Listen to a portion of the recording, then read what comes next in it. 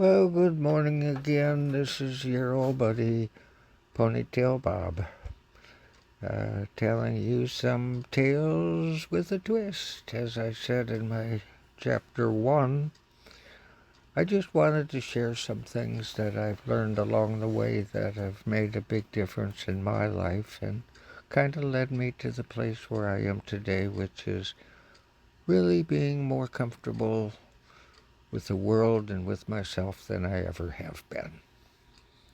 And I told you in that first chapter that not only did I want to tell you what I had learned, but more importantly, I wanted to tell you how I learned it, what went on, tell you the story around it.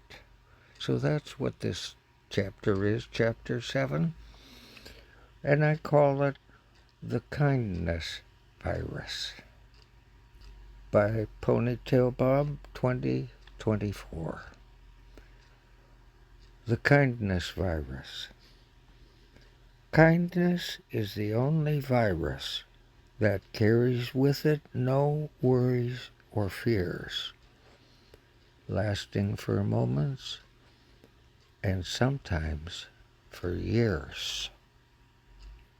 The very short piece that I'm going to read to you in a minute took place so long ago that I can barely remember it, but I do. It was way back in 1956. I was 16, a junior in high school. And I should add, a very insecure young man. And today, here I am, just short of being 85, a very, very different person. Although I will say that I still have some of those insecurities of my youth. But you know what? That's not a bad thing. That's a good thing. It keeps you real. So I said just a second ago that the kindness virtue lasts for moments and sometimes for years. Let me read you what I wrote about that and about me and how it has lasted for years. I wrote this piece titled, Kind Words Last Forever. Let me share it with you. Kind words last forever. As the insecure young boy of 16 was leaving his English class, his teacher stopped him at the door. "You are a really good writer," she said. He didn't know what to say, how to react. No one had ever said anything like that to him before. 67 years later, he's still writing. Were those kind words responsible for that? I can't say absolutely they were, but boy, I sure can say there's an extraordinary possibility that they were. You have no idea when a kind word you may share with someone else might, like that English teacher of mine, last that person their entire life.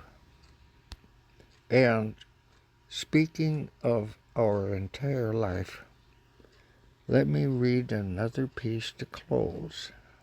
Let me read another piece I've titled, Today is the Last Day of Your Life. Here goes. A few days ago I said to my friend, "Today is the last day of your life." To which he replied, "Possible, but not likely." To which I replied, "Okay, then tell me this.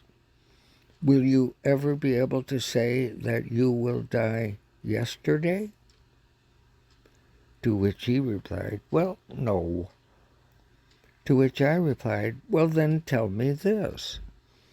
Will you ever be able to say that you will die tomorrow?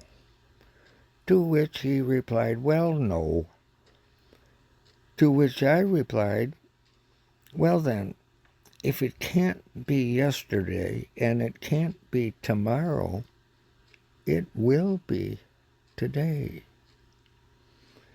To which he replied, does all that really matter? To which I replied, well, it does to me, because I want my last day to be one of kindness.